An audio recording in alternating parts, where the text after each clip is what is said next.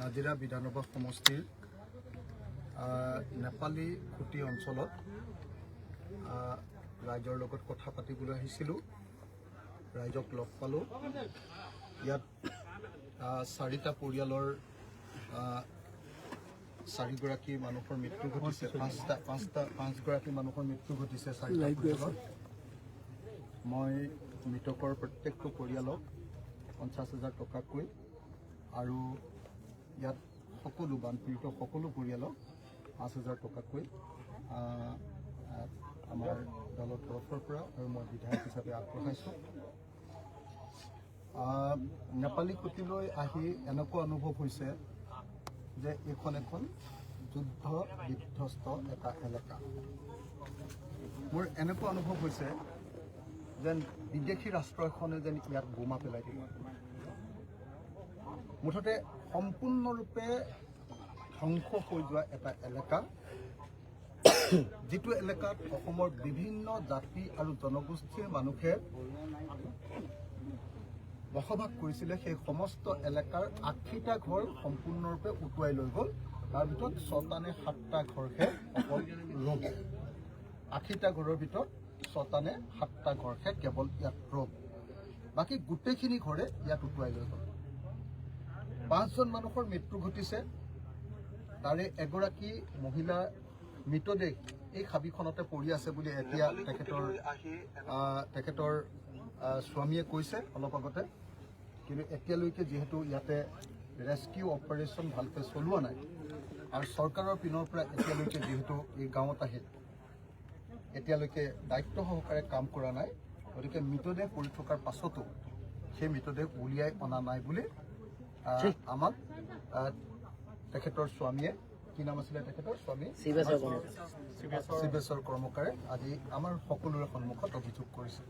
তেখেত কান্দি আছে, কৈছে যে মোৰ মানুহজনী সেই ভলুকা বাঁহজোপাৰ তলত বহুত বাঁহ যে পৰি গ'ল, সেই বাঁহৰ তলতে লুকাই আছে, কিন্তু এতিয়ালৈকে মই উলিয়াব পৰা নাই।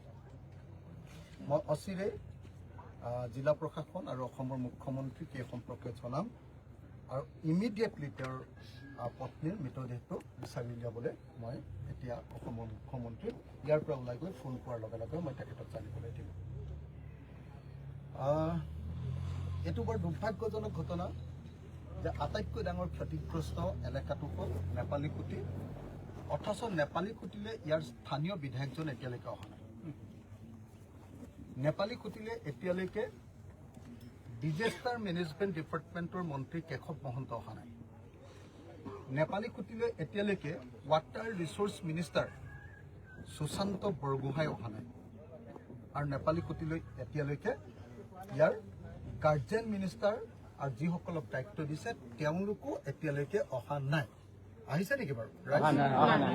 অহা নাই? সঁচাকে অহা নাই? নাই অহা। সকলো ৰাইজে কৈ আছে যে কোনো মন্ত্ৰী, কোনো MLA এতিয়ালৈকে ইয়ালৈ অহা নাই। কেলে অহা নাই? তাৰ কাৰণটো হ'ল তেওঁলোকৰ ভয়। কাৰণ তেওঁলোকে যি ধৰণে এই অঞ্চলৰ মানুহক মৰিবলৈ এৰি দিলে, ৰাতিপুৱা 10 বজাত পানী বাঢ়িছে, আবেলি 3টা বজাত মানুহ উটুৱাই নিছে। এই সময়খিনিৰ ভিতৰত তেওঁলোকে সকলো মানুহকে উদ্ধাৰ কৰিব পাৰিলেহেঁতেন, কিন্তু নকৰিলে। নকৰাৰ কাৰণে তেওঁলোকে জানে যে তেওঁলোক জগৰীয়া। মানুহক ৰেস্কিউ অপাৰেশ্যন নকৰাৰ কাৰণে, উদ্ধাৰ নকৰাৰ কাৰণে তেওঁলোক যে জগৰীয়া এই কথাটো তেওঁলোকে জানে। 1 নম্বৰ কথা। আৰু সেই যে তেওঁলোকে জানে যে তেওঁলোকে ভুল কৰিছে, সেইকাৰণে তেওঁলোকে এতিয়ালৈকে ইয়ালৈ আহিবলৈ সাহস কৰা নাই। এইটো হ'ল প্ৰথম কথা। 2 নম্বৰ কথাটো হ'ল যে এই অৱস্থাটো হ'ল কিয়? এই অৱস্থাটো হ'ল আপোনালোকে এই অঞ্চলটোলৈ আহি থাকোঁতেই নিশ্চয় দেখিছে যে এই অঞ্চলটো হ'ল বেচিকেলি কয়লা আৰু শিল খনন কৰি নাগালেণ্ডৰ পৰা আনি জমা কৰা এটা অঞ্চল। ইয়াৰ স্থানীয় মানুহবিলাকে গৰু পোহে, কিন্তু বাহিৰৰ পৰা অহা মানুহবিলাকে ইয়াত কি কৰে? নাগালেণ্ডৰ পৰা শিল, বালি আৰু কয়লা খনন কৰি ইয়াত ডাঙৰ ডাঙৰ এনেকুৱা ধৰণৰ কয়লাৰ জমা কৰা ঠাই বনাইছে। যাৰ ফলস্বৰূপে কি হৈছে এতিয়া পাহাৰৰ পৰা আমাৰ দিখৌ নৈখন পগলা কলে এই কামটোত পৃষ্ঠপোষকতা কৰি সিন্ডিকেট চলাই এই কাম কৰে গতিকে এই অঞ্চলৰ মানুহ মৰাৰ কাৰণে আৰু এই অঞ্চলটো সম্পূৰ্ণৰূপে ধ্বংস হৈ যোৱাৰ কাৰণে অসম চৰকাৰ 100% জগৰীয়া আৰু সেই ভয়তে এতিয়ালৈকে কোনো মুখ্যমন্ত্ৰী কোনো মন্ত্ৰী কোনো বিধায়ক এই অঞ্চলৰ মানুহৰ মাজলৈ আহিবলৈ সাহস কৰা নাই কথা এইটোৱে হয়নে নহয় বাৰু কথাটো কথাটো এইটোৱে হয়নে মানুহবিলাকক মাৰিলে ইয়াত মানুহে গৰু পুহি খায় এই ওচৰতে আহি গোটেই ডাঙৰ পাহাৰৰ পৰা গোটেই কয়লা খান্দি ডাঙৰ ডাঙৰ হ্ৰদ তৈয়াৰ কৰি দিলে একদম পাহাৰৰ তলত ডাঙৰ ডাঙৰ গাঁত তৈয়াৰ কৰি দিলে তাত পানী জমা হৈ গ'ল একেলগতে যেতিয়া বৰষুণ দিলে সেই গাঁতত জমা হোৱা পানী শিল খান্দিবতে বনোৱা ডাঙৰ ডাঙৰ পানী গাঁতবিলাকৰ পানী পুখুৰীবিলাকৰ পানী চব একেলগতে যেতিয়া গুচি আহিলে চব মানুহ এফালৰ পৰা ধ্বংস হৈ গ'ল এই অঞ্চলৰ গোটেই ইয়াৰ পিছফালে বুলি কৈছে ইয়াৰ পিছফালে গোটেই অঞ্চলটো শিল খান্দি JCB ফকলেণ্ড লগাই তেওঁলোকে শিল খান্দি ইয়াত গোটেই বৰবাদ কৰি পেলালে 20-25 পুৰা মাটি আছে পিছফালে খানাটো 20-25 পুৰা মাটিতে শিল খান্দি ইয়াতে কৰিছে যে 20-25 পুৰা মাটি নদীৰ কিনাৰত শিল খান্দি বৰবাদ কৰি দিছে হয়নে খেতি মাটি গতিকে এই গোটেই কামবিলাক কোনে কৰে আপোনালোকে সকলোৱে জানে কাৰ পৃষ্ঠপোষকতাত কোন মন্ত্ৰী কোন MLA জড়িত আপোনালোকে সকলোৱে জানে গতিকে মই ভাবো যে এই গোটেই ঘটনাটোৰ ওপৰত এটা এনকুৱাৰী লাগে কিন্তু মোৰ আটাইতকৈ ডাঙৰ কথা এই সময়ত যে মোৰ গৰুখুটি এলেকাৰ আশীঘৰ মানুহৰ কাৰণে মোক 80 বিঘা মাটি লাগে অসমৰ মুখ্যমন্ত্ৰী ডাঙৰীয়া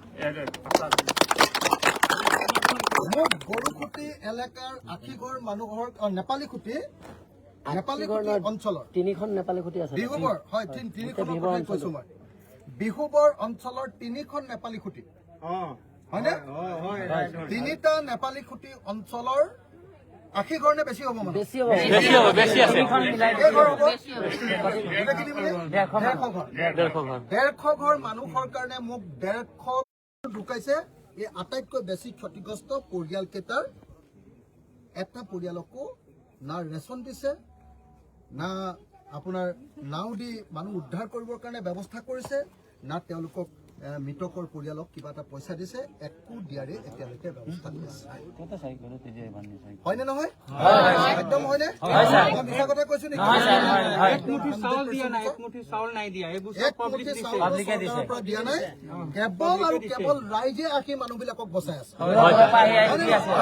সাধাৰণ বাহিৰৰ পৰা অহা ৰাইজে বচাই আছে হয়নে নহয় অকল ৰাইজে বচাই আছে হয়নে হয় গতিকে এই মুহূৰ্তত মই একদম গ্ৰাউণ্ড চিটুৱেশ্যনটো একচুৱেল য'ত ঘটনা ঘটিছে সেই অঞ্চলৰ ঘটনা ঘটা অঞ্চলৰ মানুহৰ লগত কথা পাতি আপোনালোকক গ্ৰাউণ্ড ৰিয়েলিটিটো আপোনালোকৰ সন্মুখত কৈ আছো গ্ৰাউণ্ড ৰিয়েলিটিটো আচল সত্যটো মই আপোনালোকৰ সন্মুখত কৈ আছো যে এতিয়াও আপোনাৰ মানুহজনী এই হাবিখনতে এতিয়াও আছে নহয় আছে হয়নে তেখেতে কৈছে যে সেইডোখৰতে ভৰি ভাগিছিলে তাতেই এতিয়া গোটেই বাঁহেৰে পুতি পেলালে গতিকে তেখেতৰ কলসে পুতি পেলালে গতিকে তেখেতৰ মতে তেখেতৰ ঘৰৰ পৰা অকণমান আগত কেইখোজমান আগত অলখে পুতি পেলোৱা এলেকাটোতে তেখেতৰ পত্নীৰ মৃতদেহ এতিয়াও আছে তেখেতৰ পত্নী তাতে আছে কিন্তু চৰকাৰৰ পৰা এতিয়ালৈকে তেওঁক উদ্ধাৰ কৰিবৰ কাৰণে ব্যৱস্থা লোৱা নাই মই অসমৰ মুখ্যমন্ত্ৰীক ব্যৱস্থা ল'বলৈ দাবী জনাইছো হ'ল এতিয়া মই অন্য কেইটামান বিষয় আপোনালোকৰ সন্মুখত ক'ব খুজিছো